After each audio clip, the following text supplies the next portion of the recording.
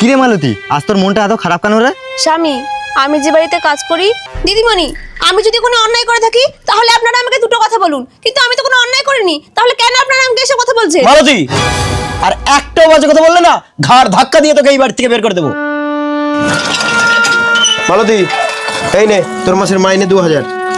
দাদাবাবু, আমার তো মাসে মাইনে 7000 টাকা, আপনি আমাকে 2000 টাকা দিচ্ছেন কেন? চুপ কর, কাজের ফাঁকি পাচ্ছিস আর 7000 টাকা মাইনে আশা করিস? এটাই নিয়ে রাখ, আর কাল থেকে সকাল সকাল কাজে চলে আসবি। ও এই ব্যাপার। আচ্ছা মালতী, তোর দাদাবাবু কোনোদিন দেখেছে আমাকে, চেনে আমাকে?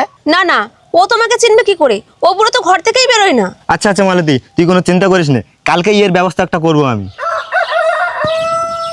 বাবু বাবু, দুটো ভিক্ষা দাও না বাবু। সকাল সকাল আবার ভিখারিগুলো আমাকে জ্বালাতে এসছে। এই মালতী, এই ভিতর থেকে একটু ভিক্ষা নিয়ে তো, এই মরকট ভিখারিটিকে একটু চাল দে।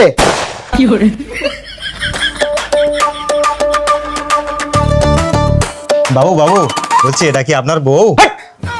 উল্টো পাল্টা কথা, এ আমার বাড়ির কাজের মেয়ে। হ্যাঁ, এত সুন্দর মেয়ে আপনার বাড়ির কাজের মেয়ে? বলছি ম্যাডাম, আমার বাড়ি কাজ করবেন, মাসে 1 লাখ টাকা দেবো। হ্যাঁ 1 লাখ? হ্যাঁ হ্যাঁ, কেন কাজ করবো না? আপনি যদি বলেন আমি এক্ষুনি এই বাড়ি কাজ ছেড়ে আপনাদের বাড়িতে কাজ করবো। আরে মালতী, তুই এসব কি বলছিস? তুই এতদিন ধরে আমাদের বাড়িতে খেয়ে পড়ে মানুষ হলি, আজ সামান্য কটা টাকার জন্য এই ভিখারির বাড়িতে তুই কাজ করতে যাবি? দাদাবাবু, টাকা যেখানে এই মালতী সেখানে। এই আপনি চলুন তো, আমি আপনাদের বাড়িতেই কাজ করব। হ্যাঁ মালতী, ও তোকে 1 লাখ দেবে বলেছে না, আমি তোকে 1.5 লাখ দেবো।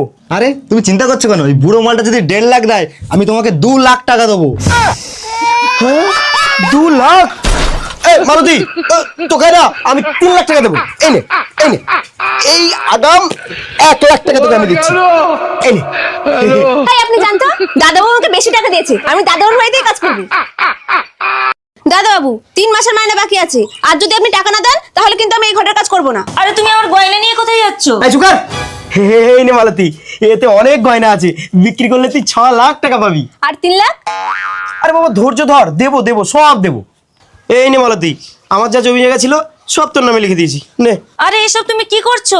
আমরা এবার কোথায় থাকবো? চপ শালি, গাছতলায় থাকবি, গাছতলায়। বেশি বকবক করে। যা মালতী, তুই গিয়ে চুপচাপ কাজ কর, যা। কোনো চিন্তা না মালতী, হ্যাঁ আমি তো আছি। আরে ম্যাডাম, এখন ওই ভিখারি মালটার কাছে পড়ে আছেন, চলুন আমার বাড়ি কাজ করবেন। এ আর আপনাকে মাইনে দিতে পারবে না। এই মালতী, তুই এসব লোকের কথায় কান দিস না তো। এখনো আমার দুটো আর তোর দিদিমণির দুটো কিডনি রয়েছে আমার হাতে। দেখলেন তো বন্ধুরা, এই হলো অহংকারী মানুষের ইগো।